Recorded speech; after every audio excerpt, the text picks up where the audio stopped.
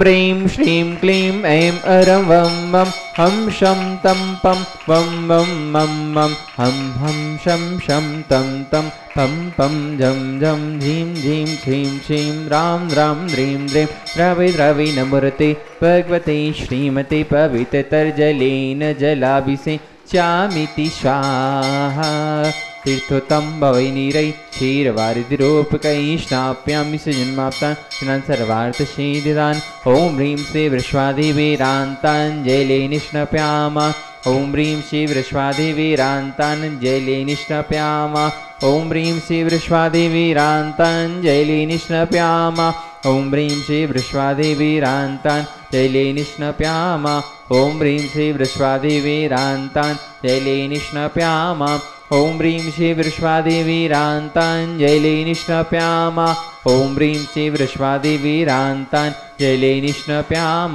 ॐ ह्रीं श्री वृषभादेवीरान्ताञ्जलि निष्णप्याम ॐ ह्रीं श्री वृषभादेवीरान्ताञ्जलि निष्णप्याम ॐ ह्रीं श्री वृषभादेवीरान्ताञ्जलि निष्णप्याम ॐ ह्रीं श्री वृषभादेवीरान्ताञ्जलि निष्णप्यामिति स्वाहा। की नित्य शांति आर्य के पुण्यार्चक हैं गन्नौर से श्रोमणी नक्षत्र श्रीमती राजदुलारी, राजन जी, गीता जी, अनिल, ममता, प्रवीण, नमल, अलेशा, यशिका, निकिता, शुभम, युक्ति जैन परिवार। गुड़गांव से श्रोमणी नक्षत्र संजय जी, रेणु जी, रास्का, तरुण, शौर्य, अजय, निशान, नमन, वंश का जनज्योति परिवार। कोलकाता से गुणायतन के अध्यक्ष विनोद जी, किरण जी, राहुल जी, ऋतुम जी, सौरभ जी, काला शाह परिवार। कोलकाता से सुमिरमल जी, नर्मदा देवी जी, अजय, रिंकू, अरविंद, पिंकी, खुशाक, लवन्य, भव्य तक, चुड़ीवाल परिवार। कड़ाकोटा मुंबई से श्रोमणी नक्षत्र दिनेश कुमार जी, सुरेश कुमार, अनुराग, आदिवीर, माया क्रांति, शिल्पी, ऐश्वर्या, यशोदिया शाह परिवार।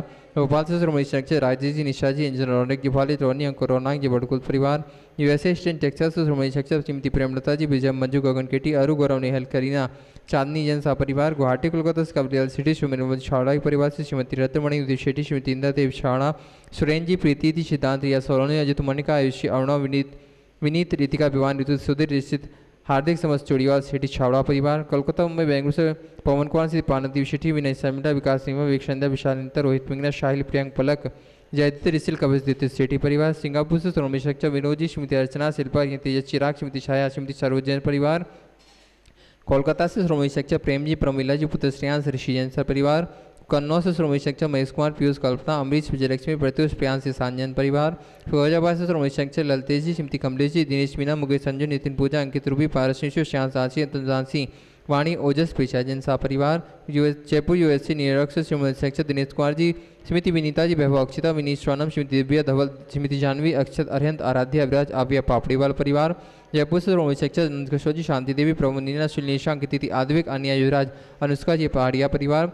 गंजबाद से स्वर्गीय अजित कुमार, श्रीमती जतनबाई, श्रीमती मंजुता, सुबोध, एकांत, सीता जी, आंसी जैन परिवार। गुड़गांव से श्रोमणी नक्षत्र अधिभूषा, संतोष देवी, पंकज टोली, अभिनंदन, संजना, संजय ने CS जैन परिवार। विदिशा संस्थापक से कमलाबाई, चंद्रशेखर जी, अंत, प्रिया, दिव्या, उदंग जैन परिवार। अलवर से श्रोमणी नक्षत्र तारा जैन जी, जयंती परिवार। यूएसए संस्थापक से जय मधु जी, अतुलीना, आदि, अबिरिया जी, अंजुम, तामित, मेहता शाह परिवार। कन्नौज से श्रोमणी नक्षत्र इंतामणि, सवाई जैन शाह परिवार। कोलकाता से श्रोमणी नक्षत्र श्रीमती चंद्रदेव, धनपति, मोतीलाल जी, शांतिलाल, सुमति देवी, नीरमा, मीना, विजय, लक्ष्मी, अजय, कंचन, यासिका, अंकित, गौरव, नैतिक जी, शराबगी शाह परिवार। कोलकाता से श्रोमणी नक्षत्र रमेश जी, अनिल जी, किरणजश्वी, विषमैक, शैली, शुभम, पल्लवी, एकांत जी, शराबगी शाह परिवार। किशनगढ़ से श्रोमणी नक्षत्र कवल्ला जी, अशोक जी, सुशीला जी, पाटनी, सुरेश जी, शांता जी, विमल, तारिका, विनीत, शुचि, विकास, सिद्ध, विनय, ईशा, विवेक, ऋषभ, आदि, बनवान्य, अरन जी, पाटनी, समस्त आर के परिवार। कटनी से श्रोमणी नक्षत्र उत्तमचंद जी, प्रभा जी, अनुराग, जूही, अजय, विभा, डॉक्टर जय, डॉक्टर विलासा, डॉक्टर सुदीप, डॉक्टर आभा, अनिष्का, आलो योग, क्या प्रांजल, रणकरहन, अस्कंज, समस्त कोयला वाला परिवार। वापी गुजरात से श्रोमणी नक्षत्र भुवन जी, रेखा जी, अंकुश, प्रेक्षा, अनिशा, देव, मायड़ा, हुमर परिवार। अहमदाबाद से श्रोमणी नक्षत्र दिनेश जी, भावना जी, नील, चिराग, आस्था, जय, बिलगी परिवार। इंदौर जयपुर से श्रोमणी नक्षत्र विमलाबाई, मुकेश जी, चंदनमाला जी, विजय, ममता, संजय, ज्योति, रितिका, हितेश, लाइसा, प्रियांश, कामनी, प्रज्वल, दीपिका, लवीना, दीपांशु, अभि, अचल, दत्ती, वर्धनी, पाटौदी, काशलीवाल परिवार। देव्या श्री वीतरागाय नमः। ओम ह्रीं नमो रिंताणं, नमो सिद्धानं, नमो वायर्याणं, नमो वज्राणं, नमो लोयशभ्यशाऊणं, चत्तारि मंगलम रंतामंगलम, सिद्धामंगलम, शावमंगलम, केवलीपन्नतो धम्ममंगलम, चत्तारि लोकोत्तमा रंता लोकोत्तमा, सिद्धा लोकोत्तमा, शाहु लोकोत्तमा, केवलीपन्नतो धम्मो लोकोत्तमो, चत्तारि शरणं पवज्जामि, अरन्ते शरणं पवज्जामि, सिद्धे शरणं पवज्जामि, शाहु शरणं पवज्जामि, केवलीपन्नतं धम्म शरणं पवज्जामि। ओम ह्रीं अनादिमूल मंत्रेभ्यो नमः। सर्वशांतिं तुष्टिं पुष्टिं च कुरु कुरु। ओम नमो रते भगवती श्रीमती श्रीमद पांचती शंकराय द्वादश गुण परिविष्टिताय शुक्लध्यान पवित्राय सर्वज्ञाय शंभे सिद्धाय विद्याय परमात्मने परम सुखाय त्रिलोकमयी व्याप्तानंद संसार चक परिमर्दनाय अनंत ज्ञान दर्शन वीर सुखास्पदाय त्रिलोक वशंकराय सत्य ज्ञान सत्य ब्रह्मणे धारणैन प्रणामंडल मंडितारे शारिका सरावक सराविका प्रमुख चतुर्संगोपसर्ग विनाशनाय घाति कर्म विनाशनाय घाति कर्म विनाशनाय अबादम अस्माकम मृत्युम अतिकामम रतिकामम क्रोधम पापम वैरम च अग्निवायु भयम सर्वशत्रु विघ्नम सर्वोपसर्गम सर्वविघ्नम सर्वराज भयम सर्वचौर दुष्ट भयम सर्वमृग भयम सर्वमात्मक भयम सर्वपरमंत्रम सर्वशूल रोगम कुक्षि रोगम अक्षि रोगम सर्व रोगम जर रोगम च सर्वनरमारीम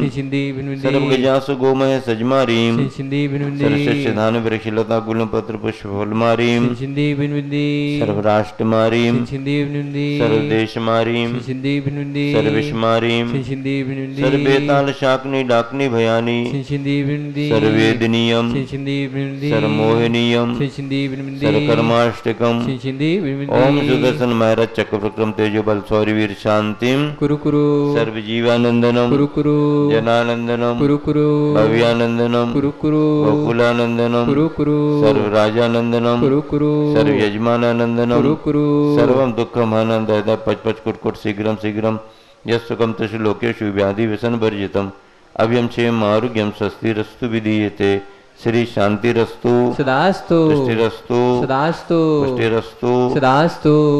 श्री चंद्रपुर दिगंबर जैन मंदिर गुणायतन सम्मित शिखर जी में शांति धारा संपन्न हो रही है। शांति धारा का उद्देश्य है विश्व में शांति हो, सभी जीव सुखी रहें, स्वस्थ रहें। गुरुवर आचार्य श्री विद्यासागर जी महाराज का स्मरण करते हुए हम सब यही भावना भाते हैं कि इसी तरह जिन धर्म जिन शासन की प्रभावना निरंतर बढ़ती रहे। इस उद्देश्य की पूर्ति के लिए आज के शांति धारा के पुण्यार्जक परिवारों में सर्वप्रथम श्रीमान सुनील कुमार, अशोक कुमार जी जैन, राजीव कुमार जी जैन, चक्रेश जी धन्यवाद, अनिल जी रायबरेली के स्वास्थ्य लाभ हेतु अभिषेक जैन रायबरेली शांति धारा संपन्न कर रहे हैं। अगली शांति धारा सुभाष जैन मोतीबाला 75वां जन्मदिन के उपलक्ष्य में जबलपुर निवासी शांति धारा संपन्न कर रहे हैं। अगली शांति धारा ब्रह्मचारिणी गुंजन दीदी, पूजा दीदी, कमल जी, पूनम जी कटनी निवासी शांति धारा संपन्न कर रहे हैं। प्रवीण जी, अभिनव, अनीता, आंचल, छवि, कियांश, रंजना जैन दिल्ली, राकेश जी, प्रियांशु जैन, आयुषी, स्वर्णिम जैन, संजय जैन गुना मझौली जिला जबलपुर, अखिलेंद्र, अभय कुमार शाह बड़नगर, आदित्य, कल्याण चंद जी चौधरी जैन बंडा, लालचंद जी, महेंद्र जी, माया जी, शैलेश, पंकज, नीलेश, रानू, रिंकी, टीना, निष्ठा, स्वीकृति, पायसी, निमित्त जैन वीरपुर वाला परिवार बेगमगंज निवासी शांति धारा का यहाँ पर नाम आया हुआ है। अशोक जी, प्रवीण चंद्र कुमार, गोमटेश कुमार जी, पार्थ पंत, प्रेक्षा, सरोम, सरानाया, समायरा जैन बैटरी वाला परिवार बुढ़ार, प्रेमचंद जी, विनोद जी, रितेश सीए, रक्षांश, मितांश, गुणमाला, सृष्टि जी सेठिया, माया जी मायजा वाले बूंदी, मायजा वाले बूंदी, मंजू जैन, शैलेश, जूली, सौरभ, प्रियंका, भाविका सपरिवार यशवीर, युवान, लोहाड़िया परिवार कोडरमा।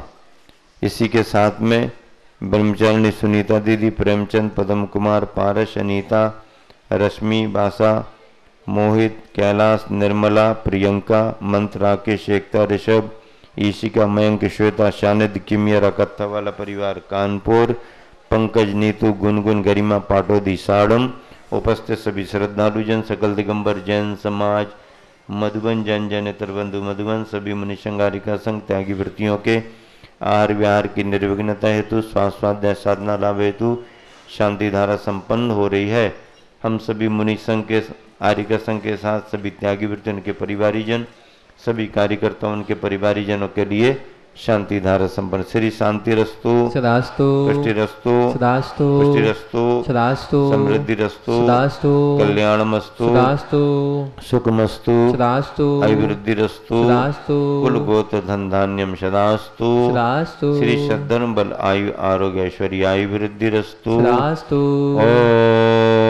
ओम ह्रीम अरम नमो संपूर्ण कल्याण मंगल रूप मोक्ष पुरुषार्थश्च भवतु। विशेष शांतिहारा के पुण्याज खूबली से श्रीमती वसुधा बाहुबली बस्ती का जन्मदिन के उपलक्ष्य पर शाह परिवार, दमोह से संस्थापक से श्रेणी जी बजाज जन्मदिन के उपलक्ष्य पर शाह परिवार, इंदौर से श्रीमती शीला जी के जन्मदिन के उपलक्ष्य पर शाह परिवार, परसौरिया सागर से कुमारी प्रेरणा जैन जन्मदिन के उपलक्ष्य पर शाह परिवार, मुरादाबाद से संस्थापक से राजीव जी जैन जन्मदिन के उपलक्ष्य पर शाह परिवार, जयपुर से पीयूष जी के जन्मदिन के उपलक्ष्य पर शाह परिवार, पथरिया से जिनेंद्र कुमार जी जन्मदिन के उपलक्ष्य पर शाह परिवार, तापी से धीरेन्द्र ठाकुर भाई साथ जन्मदिन के उपलक्ष्य पर शाह परिवार, इंदौर से संस्थापक से शशिकांत जी जैन जन्मदिन के उपलक्ष्य पर शाह परिवार, अशोकनगर से पदम कुमार जैन जन्मदिन के उपलक्ष्य पर शाह परिवार, सोनम जी के स्वास्थ्य लाभ, पुणे से सोनम जी के स्वास्थ्य लाभ हेतु, गांधीधाम से परम संरक्षित सुरेंद्र जी का छोटे भाई रविंद्र जी का, इंदौर से स्वास्थ्य लाभ हेतु, गिरिडीह कोलकाता से नेहाजी धनपति विनोद कुमार जी के स्वास्थ्य लाभ हेतु। संपूजिकानां प्रतिपालकानां यतीन्द्र सामान्य तपोधन देशस्य राष्ट्रस्य पुरस्य राज्ञा करोतु शांतिं भगवान जिने करोतु शांतिं भगवान जिनेन्द्रवले शांतिनाथ भगवान की जय, चिंतामणि पारसनाथ भगवान की जय, मूल नायक चंद्रपुर भगवान की जय, कुंडलपुर के बड़े बाबा की जय, गुरुवर आचार्य श्री विद्यासागर जी महाराज की जय, आचार्य प्रवर समय सागर जी महाराज की जय। बोलिए निर्यापक समरण परम पूज्य मुनिवर शिक्षक क्षमता सागर जी महाराज की, समस्त मुनियारिका संघ की छतत्रयम तप। इष्टोपदेश ग्रंथ में शरीर, संपत्ति और संबंधियों की वास्तविकता को समझने की प्रेरणा दी जा रही है। शरीर जीव को मिला है, संसार में जीव शरीर के साथ ही रहता है, तो जो शरीर है उस शरीर को शरीर के रूप में जानो और उसका उपयोग करो। धन की जरूरत गृहस्थ को पड़ती है, आचार्यों ने उसे आजीविका के उपाय भी बतलाए हैं। धन का संग्रह गृहस्थ के लिए सर्वथा बुरा नहीं है, लेकिन सावधानी इस बात की रखने को कहा गया है कि तुम्हारा संग्रह संग्रह ही रहे, परिग्रह ना बन पाए। संग्रह का मतलब है अर्जित करके सुरक्षित रखा है, समय पर उसका सदुपयोग करते हैं, अपने लिए, अपने परिवार के लिए, समाज के लिए, धर्म के लिए, राष्ट्र के लिए, तो वो संग्रह रूप में रहता है। लेकिन जब संग्रह किसी भी कार्य के उपयोग में न लिया जाए तो फिर वह संग्रह परिग्रह बन जाता है। ऐसा संग्रह परिग्रह न बने, इस बात की भी चेतावनी दी गई है। और फिर संबंधियों को लेकर के भी, परिवार है, कुल कुटुंब है, तो संबंधी तो बनेंगे ही बनेंगे, लेकिन उनके प्रति क्या मान्यता रखना, किन भावनाओं से व्यवहार करना, इसमें आपको सावधानी रखना पड़ेगी। एक बार मैंने कहा था जो केवल अकेला है, जिसका परिवार नहीं है, उसके लिए धन संग्रह की जरूरत नहीं। धन संग्रह किसे होना? जिसका परिवार है। मकान किसके लिए होना? जिसका परिवार है। परिवार है तो धन भी रहेगा, धन की सुरक्षा के लिए मकान रहेगा, अपनी और धन की सुरक्षा को मकान रहेगा। अब मकान रहेगा तो सुरक्षा में ताले भी लगाना पड़ेंगे। ताले लगाओगे तो ताले तोड़ने वाले भी पीछे से लगे रहेंगे। ताले तोड़ने वाले पीछे से आएंगे तो उनको पकड़ने वाले भी पीछे से आएंगे, और जब पकड़े जाएंगे तो दंड व्यवस्था भी उनके लिए रहेगी। ये सब व्यवस्थाएं कर्म भूमि में रही हैं। भोग भूमि में दो है, उनका परिवार नहीं है। स्वर्गों में कपल है, उनका परिवार नहीं है। नरकों में अकेले हैं लेकिन एकत्व भाव नहीं है। अकेले तो हैं लेकिन एकत्व भाव नहीं है। मनुष्य में, त्रियंचों में भी उनकी अपनी स्थिति है। मनुष्यों में एकत्व भाव को लेके अकेले भी रह सकते हैं, परिवार के साथ भी रह सकते हैं, कुल कुटुंब उनके साथ जुड़ता है। तो जहां पर परिवार है, परिवार के भरण पोषण के लिए आजीविका के उपाय हैं।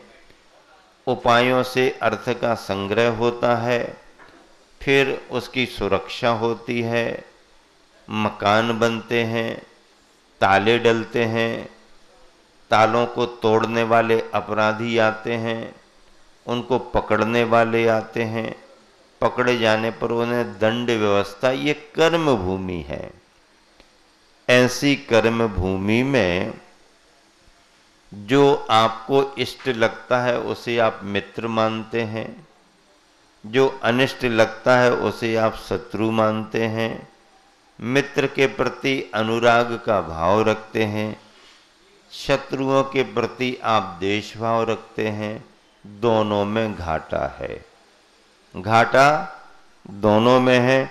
इसी बात की प्रेरणा इस श्लोक के माध्यम से दी जा रही है। अहित करके प्रति क्रोध व्यर्थ, विराध कहा कथम हंत्रे, जनाय परिकोप्यति, त्रियंगुलम पातयन पदभ्याम, स्वयं दंडेन पात्यते। एक साथ मिलकर, विराध कहा कथम हंत्रे, जनाय परिकोप्यति, त्र्यंगुलम पातयन पदभ्याम, स्वयं दंडेन पात्यते। विराध कहा, अपकार करने वाला मनुष्य, विराधक, जिसने हमारी विराधना कर दी यानी व्यवधान डाल दिया, ऐसा विराधक व्यक्ति हंत्रे जनाय, मारने वाले मनुष्य के लिए, कथम परिकोप्यति, क्यों क्रोध करता है। किसी ने हमारा बिगाड़ कर दिया तो हम उस बिगाड़ करने वाले पर क्रोध क्यों करते हैं। अब आप प्रश्न करोगे, महाराज जी फिर उस पर क्रोध नहीं करें, गुस्सा नहीं करें तो उसकी आरती उतारेंगे क्या? है, उसकी पूजा करने लगे क्या? उसने हमारा बिगाड़ दिया, अब गुस्सा नहीं आएगी तो क्या होगा? अगर किसी ने आपकी विराधना कर दी है, आपके कार्यों में व्यवधान डाल दिया है, तो स्वाभाविक मन विचलित होता है और सामने वाले पर क्रोध का भाव आता है। ये स्वाभाविक है। लेकिन किसके लिए स्वाभाविक है? कमजोर मन वालों के लिए, संसारी प्राणियों के लिए ऐसा होता ही है। अब ऐसा होता ही है तो कोई दूसरा रास्ता नहीं है क्या? नहीं, दूसरा रास्ता भी है। विराधना करने पर हम क्रोधित हो ही जाएं, ये अनिवार्यता भी नहीं है। क्यों? पड़ोसी ने तुम्हारे को गड़बड़ी पैदा कर दी, आप कहोगे क्यों नहीं आएगी गुस्सा? आएगी, उसने काम बिगाड़ा, ठीक है। तुम्हारे बच्चे ने तुम्हारा काम बिगाड़ दिया, हमारे बच्चे पर भी आएगी गुस्सा। बच्चे पर आ सकती है लेकिन कम आएगी। गुस्सा करते हुए भी अलग भाव रख करके आएगी, बैर का भाव नहीं बना पाओगे। बच्चे पर फिर भी गुस्सा आ सकती है, और नाती पोते आ जाएं, नाना नाना नाना नाना नाना है, लड़की का लड़का अब नाना नाना कर रहा है और उसने तुम्हारा नुकसान कर दिया। अब उसको देख के तुम क्या करोगे? अब क्या बोले इससे, हैं? लड़के का लड़का आ गया, दादा दादा दादा, हैं? और उसने तुम्हारे को परेशान कर दिया। अब अगर पोता परेशान करता है तो अंदर से गुस्सा आते हुए भी दादा हंसते रहते हैं। क्या?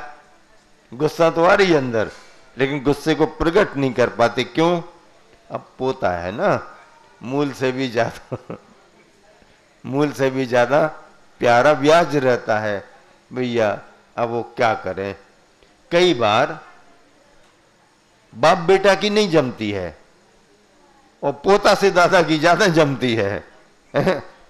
बेटा को तो पिताजी कई बार गाली देता है, जो सुनता नहीं, मानता नहीं, ऐसा है वैसा है, और उसके ही बच्चे को गले में बिठा ले, साथ में भोजन कराएंगे, घुमाने ले जाएंगे, ये करेंगे वो करेंगे। तुम्हारा बाप तो हमारी सुनता नहीं है, तुम्ही से उम्मीद है। क्या कहता? क्या कहता है?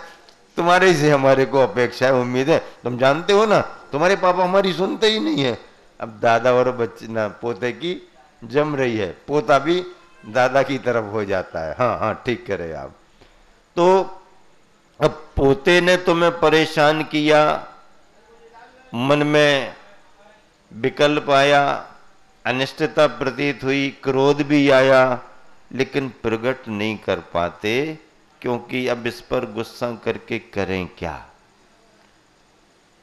साल 6 महीने में लड़की आई है, उसके बच्चे हैं, खेलने कूदने के लिए तो आते, क्या कहते हैं? अब यही उद्यम नहीं करेंगे तो कहां करेंगे? क्या कहते हैं? कर तो लेने दो।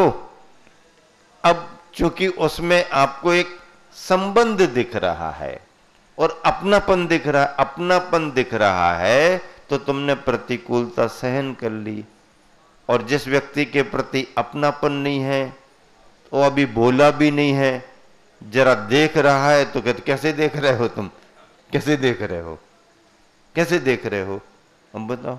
कुत्ता बैठा था, रास्ते चलते किसी ने उसको पत्थर मार दिया। अब पत्थर मार दिया, क्या क्या करने लगा? आने जाने वाले ने कहा भैया क्या बिगाड़ा तुम्हारा? कुत्ता ऐसे ही तो बैठा था, क्यों मार दिया पत्थर? अरे बिगाड़ता कुछ नहीं, वो जरा ऐसे गुस्से में देख रहा था। अब बताओ, गुस्से में देख रहा था, काहे की गुस्सा उसके लिए? कौन सा तुमने बिगाड़ कर दिया? मतलब मारना है तो तुमने मार दिया, और बहाना क्या कर? गुस्से में देख रहा था। अगर अपनापन नहीं है तो हम हर चीज को प्रतिकूल भी देख सकते हैं, और जहां पर अपनापन आ जाता है तो प्रतिकूलता में अनुकूलता भी देखने लगते हैं। बहू आई है घर में, अब बहू का हर काम सास बड़ी गौर से देखती है। देखती कि नहीं देखती? बिल्कुल एकदम, क्या कर रही है, समय पर कर रही कि नहीं कर रही, ऐसा नहीं वैसा नहीं। अगर थोड़ा लेट हो गई उठने में, अभी तक ऐसा नहीं वैसा नहीं, ऐसा थोड़ी चलेगा, तुम्हारा घर थोड़ी है। अब ऐसा सुनाएगी। और उसी समय उसकी लड़की भी आई है और वो थोड़ा जल्दी उठ गई, सोना, सो सो सो सो सो सो जाओ, सो जाओ, सो जाओ। नहीं नहीं, और भी काम है ना। अरे काम तो तुम्हें अपने घर में ढेर सारे पड़े हैं, अभी यहाँ कोई जरूर हम कर लेंगे ना। और बहू भी तो आई है ना, बहू क्या करेगी? लड़की को सुला रही है और बहू से कह रहे तुम लेट हो रहे हैं, लेट हो गए, लेट हो गए। अब बताओ, अब उसने बहू और बेटी में फर्क किया है। अगर फर्क कर लिया तो फिर मान्यता के अनुसार तुम्हारा व्यवहार बनेगा। फर्क तो है ही, बहू और बेटी में फर्क रहेगा ही रहेगा, लेकिन कभी कभी दोनों में एक सा भाव भी रखना चाहिए। अगर आपने उसकी परिस्थिति समझ करके थोड़ा सा उसे भी नजरअंदाज किया तो उसे भी ऐसा लगेगा चलो बेटी जैसा व्यवहार हमारे साथ भी हो गया, और उसे तो अपना कर्तव्य करना ही करना है। लेकिन सास की दृष्टि में उसके व्यवहार में दोनों के प्रति बड़ा फर्क दिखता है। ये फर्क मोह के परिणाम से आता है। ज्ञानी व्यक्ति इन दोनों में सावधानी रखता है, अपने प्रति उपकार करने वाले के प्रति ज्यादा अनुरागी भी नहीं होता, क्योंकि वो अनुराग भाव भी हमारे को अनिष्ट हो जाता। और अगर कर्म धर्म संयोग से कोई प्रतिकूल बन गया है या प्रतिकूलता पैदा कर रहा है तो उसे टालने के लिए थोड़ा साम्य भाव भी रखने का अभ्यास करता है। यही आचार्य महाराज की इस श्लोक में प्रेरणा है। क्या बात कही जा रही है? उदाहरण के द्वारा समझा रहे हैं। त्रिअंगुलम, 3 अंगुले, फावड़े आदि का भूमि पर पातियन खोदने के लिए गिरता हुआ मनुष्य पदभ्याम, पैरों के द्वारा, स्वयं दंडेन, स्वयं लकड़ी के बैंड द्वारा, पात्यते, गिराया अर्थात झुकाया जाता है। भावार्थ, अपने प्रति अपकार करने वाले पर क्रोध करना व्यर्थ है, क्योंकि अपने पैरों से कचरा समेटने वाले, पैरों से कचरा समेटने वाले यानी फावड़ा जो है ना, या 3 अंगुल वगैरह कुछ बना दिए गए हों, उससे कचरा समेट रहा है, तो उस अपने पैरों से कचरा समेटने वाले त्रिअंगुल 3 अंगुली वाला फावड़ा नामक यंत्र के गिरने पर, जब व्यक्ति कहीं पर कचरा समेटता है तो नीचे करना पड़ता है, नीचे करता है तो आदमी को भी झुकना पड़ता है। तुमने उसको नीचे किया और नीचे करने में तुम खुद गिर गए, अब फावड़े पर गुस्सा करने से क्या फायदा? तुम्ही ने उसको नीचे किया था और उसके नीचे झुकने पर तुम और गिर गए।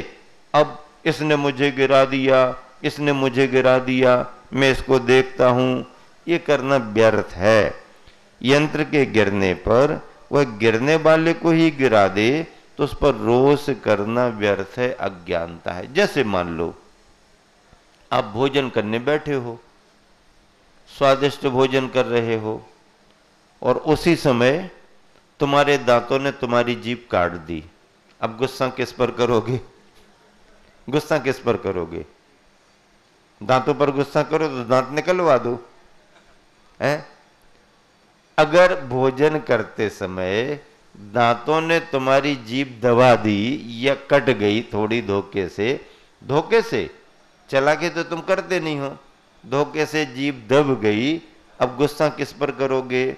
हाँ, परोसने वाले पर तो कर सकते हो, किसी भी बहाना बना करके गड़गड़ कर दे, ये नहीं बताओगे कि अंदर जीभ दब गई है। अब गुस्सा अगर आप करो तो तुम्हारा क्रोध व्यर्थ है। क्यों? क्योंकि दांत तो तुम्हारे हमेशा के लिए सहयोगी है, सहयोगी है, अगर वो ना हो तो परेशानी। लेकिन धोखे से अगर दांतों से जीभ दब गई, अब गुस्सा किस पर करोगे? अगर दांतों पर क्रोध आप कर रहे हो तो आपका क्रोध करना व्यर्थ है, अज्ञानता मानी जाएगी। दोहा क्या लिखा हुआ है?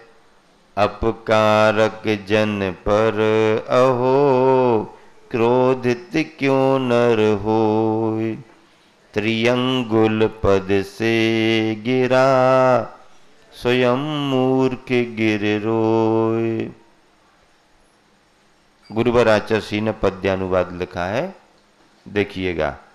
हत्यारा यदि हत्या करता, तुम क्यों उस पर क्रोध करो। हत्यारे तो तुम भी हो, फिर कुछ तो मन में बोध धरो। त्रियंगुल को निज पैरों से जो कोई मानो गिरा रहा, उसी समय पर उसी दंड से स्वयं धरा पर गिरा आहा, वह स्वयं गिर जाता है। देखो, आध्यात्मिक दृष्टि से तो यही उपदेश सही है, लेकिन संसारी प्राणी कमजोर मन वाले होते हैं, तो उनको प्रतिकूलता में व्यवधान महसूस होता है, खिन्नता आती है, वो प्रतिकार करते हैं। लेकिन सभी लोग प्रतिकार करते हैं ऐसा नहीं है। अगर उस परिस्थिति को समझ के कोई टालना चाहे या समता से सहन करना चाहे, तो यह भी एक मार्ग है, यह भी एक बहुत बड़ा धर्म माना गया है। इसी बात की प्रेरणा आचार्य महाराज इस श्लोक में इष्टोपदेश ग्रंथ में दे रहे हैं। अब देखिए, अगले श्लोक के पढ़ने के पहले जो क्रम बतलाया गया है साम्य भावी साधक का, उसमें कहां कहां तक विचार किया जाता है। आप 10 लक्षण पर्व में पूजन करते हैं, क्षमा धर्म की पूजा करते हो, तो उसमें वे मुनिराज समता का भाव धारण करके उन प्रतिकूलताओं को क्या क्या समझ करके छोड़ देते हैं, महत्व नहीं देते हैं। इसने मुझे अपशब्द ही तो कहे हैं, हमारा कुछ बिगाड़ा थोड़ी है, अपशब्द ही तो कहे हैं ना। और शब्द हमारा स्वभाव नहीं है, आए और गए, उसने दिए, हमने उन्हें स्वीकार ही नहीं किया। और अगर मान लीजिए सामने सामने दिख जाए तो कह देंगे कि भैया अभी तुम्हारे द्वारा प्रेषित इन शब्दों की हमें जरूरत नहीं है, क्योंकि ऐसे शब्दों का स्टॉक हमारे पास पहले से ही बहुत ज्यादा है, हमारे पास बहुत स्टॉक है, उसका उपयोग हम नहीं कर रहे हैं, ये बात अलग है। हमारे पास तो है, अभी जरूरत नहीं है, आपके शब्द आपके लिए वापस किए जाते हैं, अगर जरूरत पड़ेगी तो फिर देख लेंगे। अब अगर ऐसा कह दिया, टाल दिया, तो एक बहुत बड़ी प्रतिकूलता को भी बहुत हल्के शब्दों में निकाल देते हैं। और अगर चिंतन करेगा तो क्या करेगा, इसने अपशब्द ही तो कहे हैं, हमारा कुछ बिगाड़ा तो नहीं। फिर अगर मान लीजिए वो शरीर पर कुछ प्रहार करने लगे, मारने लगे, तो विचार क्या करते हैं, ये शरीर पर ही तो विघात कर रहा है, ये हमारी आत्मा का तो कुछ बिगाड़ कर नहीं सकता। इत्यादि प्रकार से कहां तक बहुत गहरे भावों में चिंतन चला जाता है। और उन प्रतिकूलताओं में भी समता का भाव रख करके साधक अपनी साधना में आगे बढ़ जाता है। देखो, इन सब में मन का खेल है। क्या है? मन का खेल है। मन बदल गया तो पूरा वातावरण बदल गया, और मन नहीं बदला तो अच्छा वातावरण भी खराब हो सकता है। हां, मन बदलने पर है। वही चीज जो तुम्हें प्रतिकूल लग रही, अगर तुम मन को बदल करके वैसा विचार करने लगो तो अनुकूल लगने लगती है। और अगर वैसा विचार ना करो तो प्रतिकूल लगने लगती है। हम परिस्थितियां नहीं बदल सकते हैं, अपने परिणाम बदल सकते हैं। परिस्थितियां वातावरण के आश्रित होती हैं, मौसम के आश्रित होती हैं, माहौल के आश्रित होती हैं, वो हमारे हाथ में नहीं है। परिस्थितियां हमारे अनुसार हो, ये हमारे हाथ में नहीं है। परिणाम हमारे आश्रित हो सकते हैं, ये हमारे पास। इसलिए कभी कभी बहुत परेशानी में भी व्यक्ति खुश नजर आता है, और कभी कभी बहुत अनुकूलताएं होने पर भी खुश नजर नहीं आता। क्यों? अपने अपने परिणाम हैं। यहां पर क्या कह रहे हैं? अब संसार में जीव किस तरह घूमता है, संसार में जीव किस तरह घूमता है। राग द्वेष द्वयी दीर्घ नेत्राकर्षण कर्मणा अज्ञानात् सुचिरं जीवः संसाराब्धौ भ्रमत्यशौ। एक साथ मिलकर के, राग द्वेष द्वयी दीर्घ नेत्राकर्षण कर्मणा अज्ञानात् सुचिरं जीवः संसाराब्धौ भ्रमत्यशौ। जीवः संसारी प्राणी, संसार अब्धौ इस संसार के समुद्र में। किस समुद्र में? संसार के समुद्र में। बाहर का समुद्र तो मालूम है, समुद्र वो है जिसका ओर छोर पता ना हो, गहरा हो, डर लगता हो। देखने में अच्छा लगता है, अंदर उतरने में डर लगता है।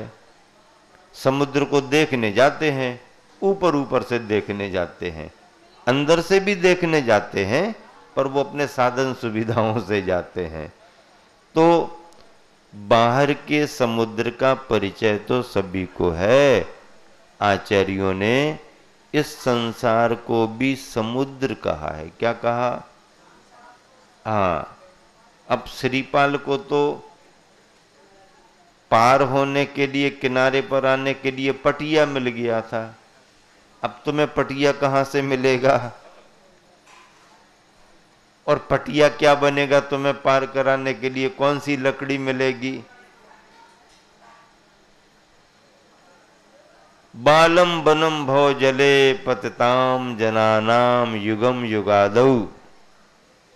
हमको भी पटिया मिला, हमको भी जहाज मिल गया, हमको भी सहारा मिला। कौन सा सहारा, कौन से जहाज? युग के आदि में युगादि पुरुष आदिनाथ भगवान के दोनों चरण हमारे को आलंबन स्वरूप हुए। आलंबन मिला। इस संसार के सागर में सबसे पहला जहाज कौन बना? हमारे आदिनाथ भगवान के चरण बने। क्यों बने? उनके पहले तो कुछ था ही नहीं। उनके पहले भी 24 थी, लेकिन उस 24 से फिर हमारा संबंध टूट गया, फिर बीच में भोग भूमि आ गई। अब विदेश क्षेत्र की बात हो तो लगातार लगातार लगातार तीर्थंकर मिलते रहे, लेकिन भरत ऐरावत क्षेत्र में तो काल परिवर्तन होता रहता है। तो पहला काल, दूसरा काल, तीसरा काल, तीनों कालों में कुछ था ही नहीं। धर्म की प्रवृत्ति नहीं थी, मोक्ष का मार्ग नहीं था। फिर क्या हुआ? अब जब चौथा काल शुरू होने को हुआ, हालांकि इस 24 में तीसरे काल में ही शुरू हो गया। तीसरे काल में कैसे होगा? वो तो भोग भूमि का काल तो था, लेकिन व्यवस्था कर्म भूमि की आ गई। कल्प वृक्ष मुरझाने लगे, गायब होने लगे। फिर अब मेहनत करो, फिर घर परिवार बनाओ, मकान बनाओ।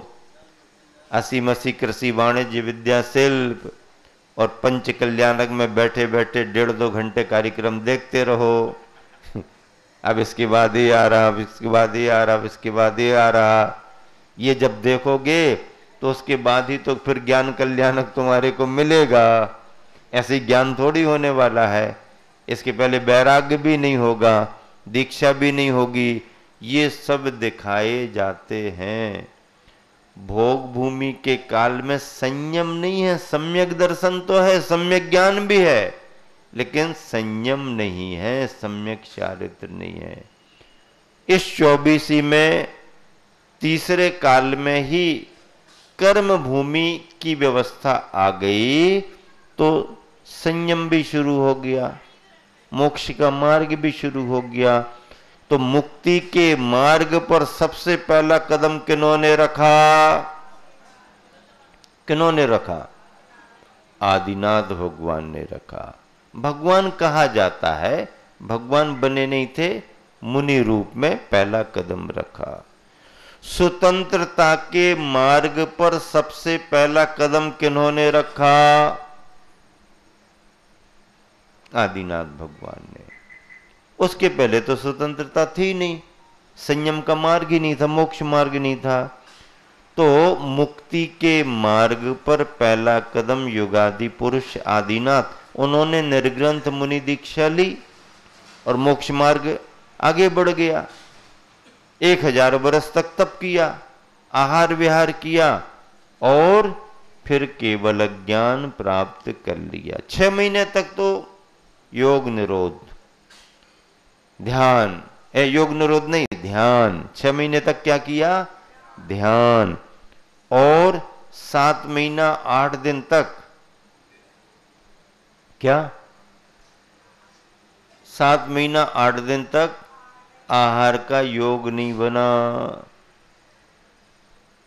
चैत्रबदी नवमी को दीक्षा ली। चैत्रबदी नवमी से बैसाख बदी नवमी 1 बरस, बैसाख बदी नवमी से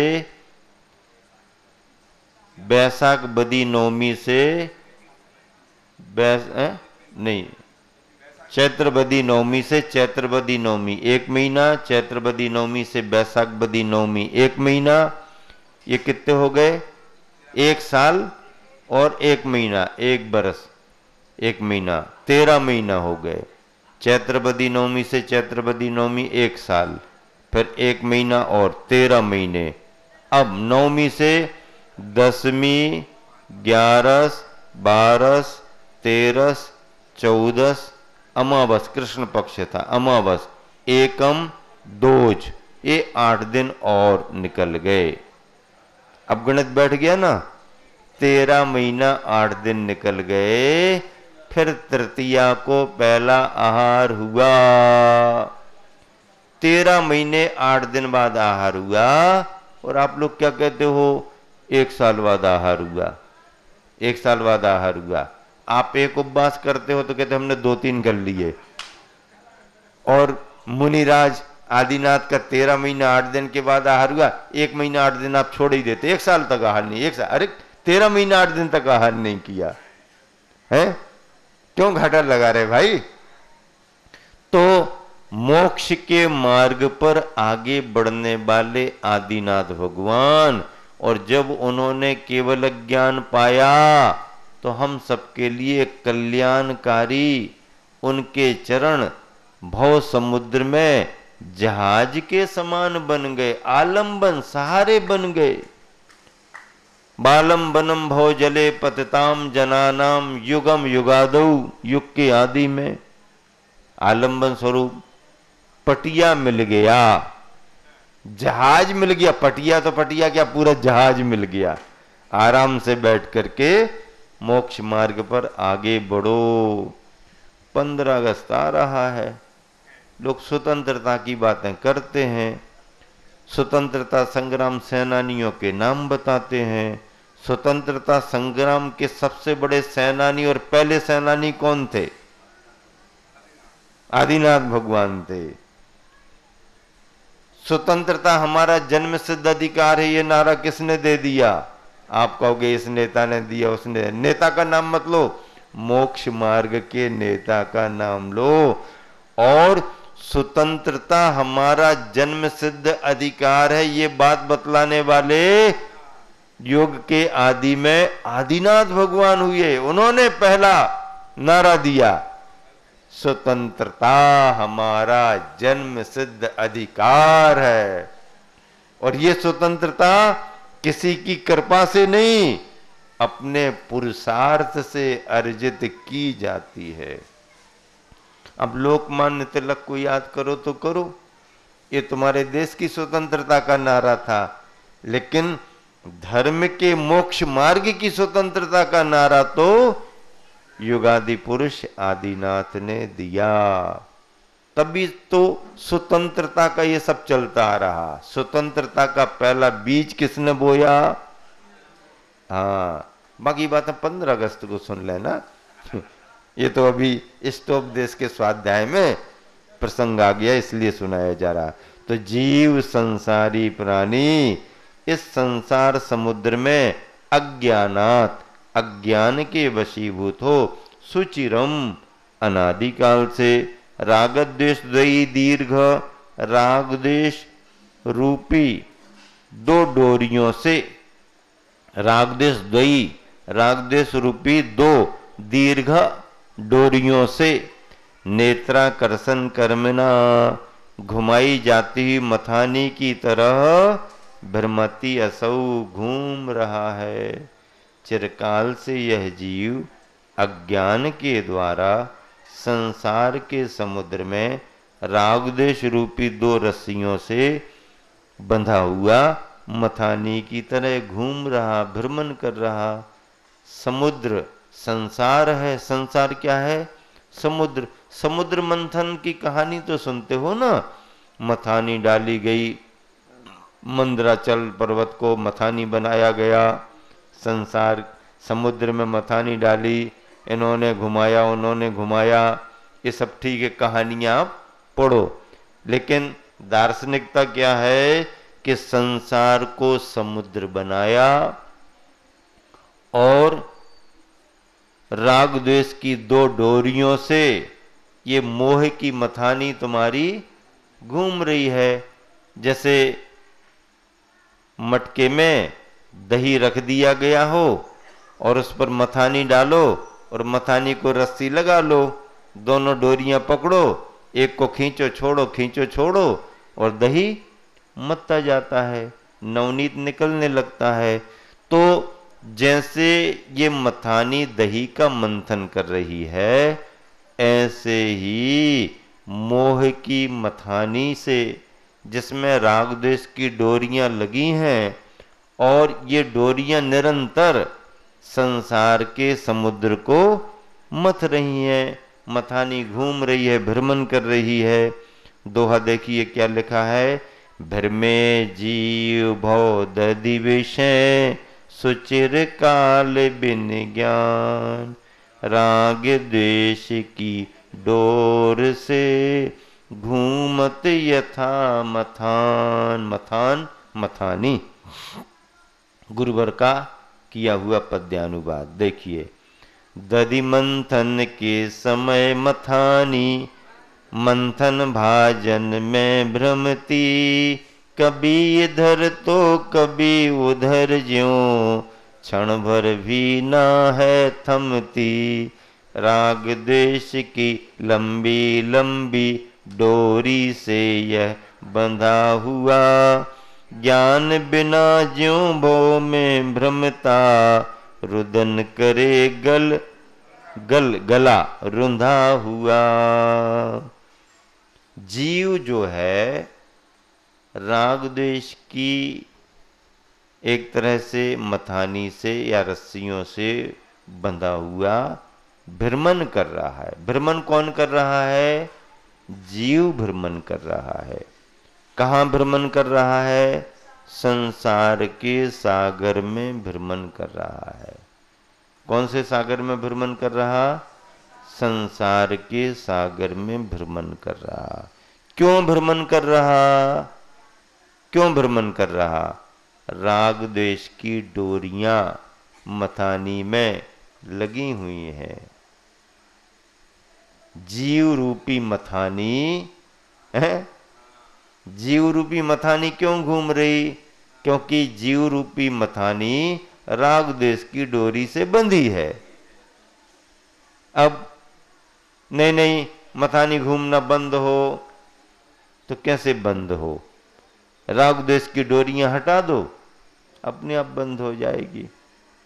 जब तक जीव रूपी मथानी में राग द्वेष की डोरियां लगी हुई है, इस जीव को संसार के सागर में भटकना ही पड़ेगा, घूमना ही पड़ेगा। एक बार बोधि और समाधि की प्राप्ति अगर हो जाए तो फिर कहानी खत्म। बोधि समाधि परिणाम शुद्धि स्वात्मोपलब्धि शिव सौ की सिद्धि, ये क्रम बनेगा। लेकिन बोधि और समाधि आए तो बोधि क्या? रत्नत्रय की प्राप्ति बोधि है।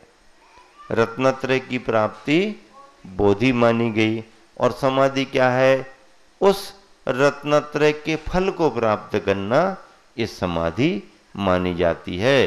तो बोधि और समाधि अगर इस जीव को मिली तो फिर उसका मोक्ष मार्ग प्रशस्त होके आगे बढ़ता रहता है। बस समय आपका हो गया इतना। तीर्थराज सम्मेद शिखर में गुणायतन परिसर में संस्कार शिविर लग रहा है। बड़ी भव्यता और दिव्यता के साथ लग रहा है। आप सभी के लिए स्वाध्याय का लाभ लेने के लिए, संयम की साधना करने के लिए, ज्ञान और भावना की शुद्धि के लिए यहाँ पर शिविर लगाया जा रहा है।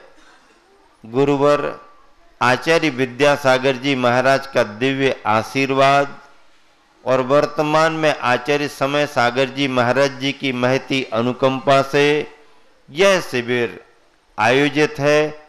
आप सबको यहाँ आकर के धर्म ध्यान करना है, नियम संयम का पालन करना है। घर गृहस्थी के आरंभ परिग्रह से बच करके इन 10 लक्षण के 10 दिनों में आकर के आपको अपनी आत्मा की आराधना करनी है। आपके स्वाध्याय साधना आवास और शुद्ध भोजन का समुचित प्रबंध समिति के द्वारा किया गया है। 28 अगस्त से 6 सितंबर तक की तारीख है।